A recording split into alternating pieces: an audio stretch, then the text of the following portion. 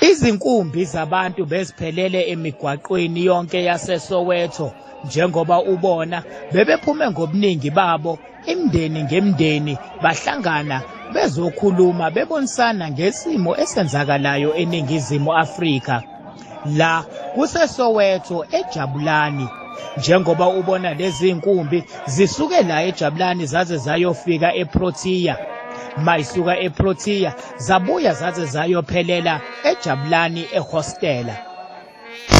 Konke lokhu kwenzeka njengoba wonke amehlo ebheke kumhla ka-30 njengoba sazi ukuthi unqamlajuqu lapho khona abantu bokufika kufuneka ukuthi babuyele emakubo abangenazo imvume zokube babe la eNingizimu Afrika.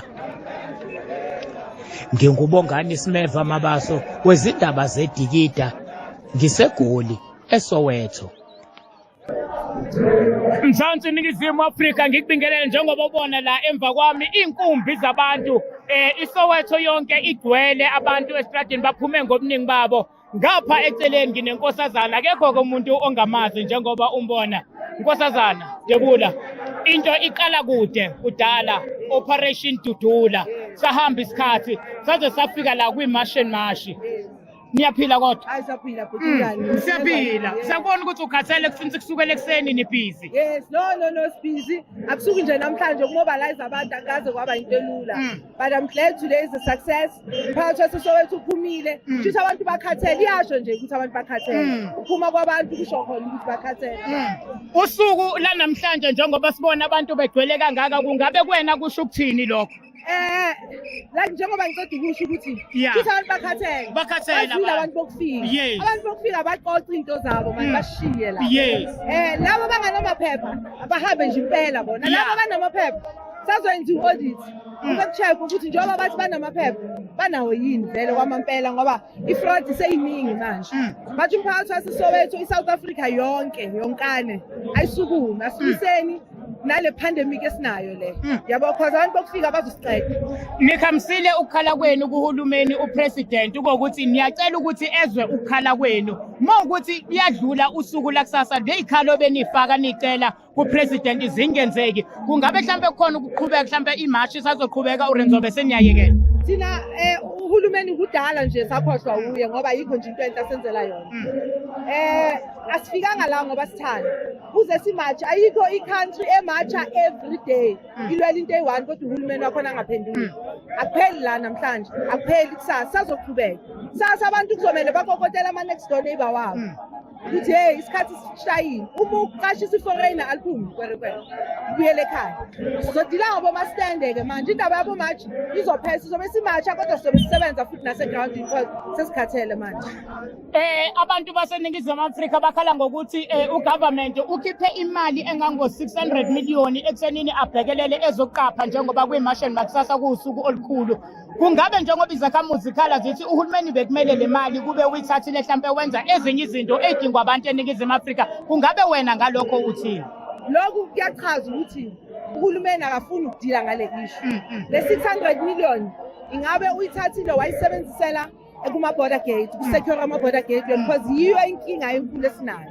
Instead uthatha 600 million yokusebenza against ama-citizens. Siyakhala sama-citizens wale country sikhaliswa indaba yama-foreign wena uqasha ama-security ukuthi azolwa nathi azange sathi kuzoba nezimpi thina ibudget seyiphumaphi-ke manje abantu abasebenzi abantu balala bangadlini kunabantu bamabhizinisi njengoba besilapha e-UBC laba abantu badinga imali badinga i-finance ukuthi bacala amabhizinisi wabo kodwa uhulumeni unemali yokuwaste njengaze uyenzani le i-corruption le ANC i-corruption yodwa yamathenda lawo ama-private security wabona la imali ephumile imali yethu ye-tax le uhulumeni kuzomela ashiye nje kancane ngoba indaba yakhe asisayizwa-ke manje in the absence of leadership abantu bazoyiyenzela yikubona kunje namhlanje I'm not condoning violence but ngithi ma kungena leader abantu bazozenzela into abayifunayo and yila sesikhona manje ukuthi abantu bakhathele kuthiwa nje abantu mabahambe. Sesiphetha uthini ngabantu ababhacisa abantu bokufika emzini yabo abangenamaphepha babavulise itolo babafihle uthini ngalabo bantu kuzoqhubeka nizokwenzakalani ngabo? Yiko ngithi manje indaba yokumatcha ingakime nje kancane sizongena house to house manje uma uqashisa foreigner so deala nawe wena mastand because when we criminal nawe self uma uqashisa umuntu ongena document should you commit crime now so deala ngawo abantu base Soweto nabantu base South Africa abangene house to house bayenza sure ukuthi badila nabo mastand bakhipha ama foreign endlini zabo.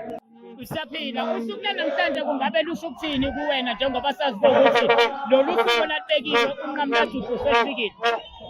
Lusho ukuthi a life changing experience. I'm sure niyazibonela crowd niyababona abantu barokubalekile kungamelanga sikhohlwe.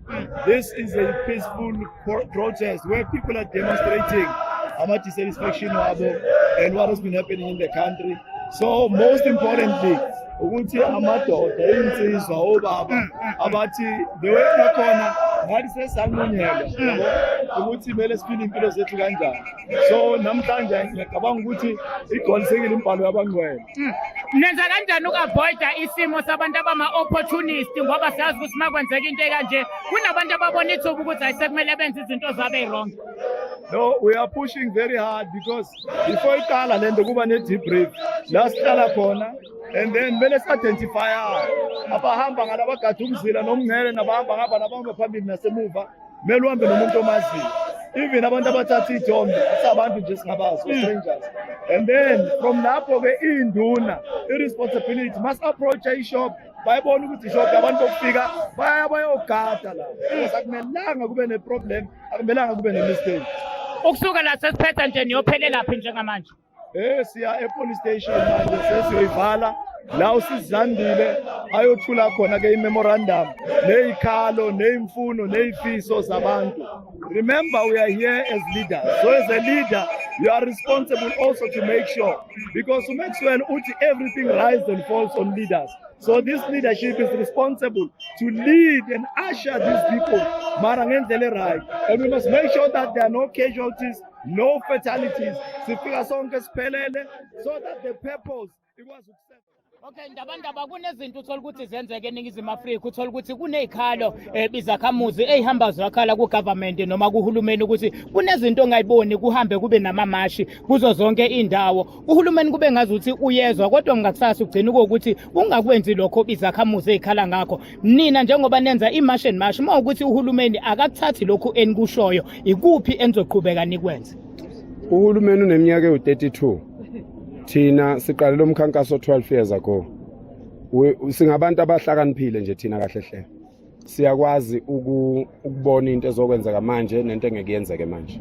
Kungaba ubula njengathi thina abantu nje abansundu ukuthi singathi uhulumeni uthathe 32 years ukubulaliza bese uthi wena uzolungisa ngonyaka no half. Ngeke kuze kwenzeke lokho. Yingakho silokhu sincenga uhulumeni ukuthi akenze kahle.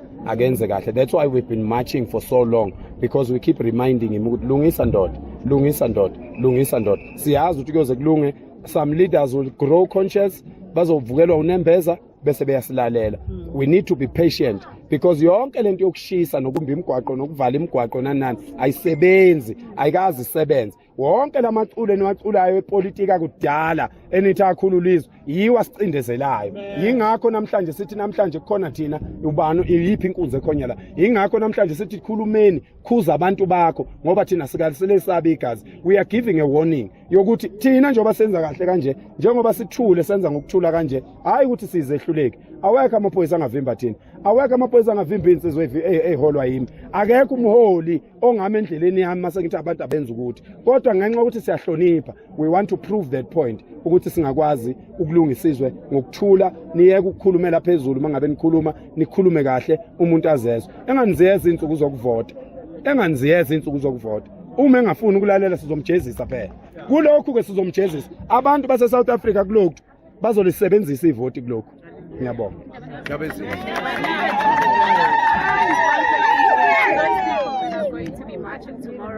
What are you expecting from them? Because the march is going to be in all provinces. I don't know about ama marches are in all provinces, because Tina, we did not organize any marches in Sizwe Nomsizo Development Foundation, but we know that the March and March, which is our sister, organize a march Eastern Cape, Western Cape, organize a march in Mpumalanga, Gauteng, nase KZN. So Tina sizobe sise KZN to support, because it's closer. We don't have money to travel all around.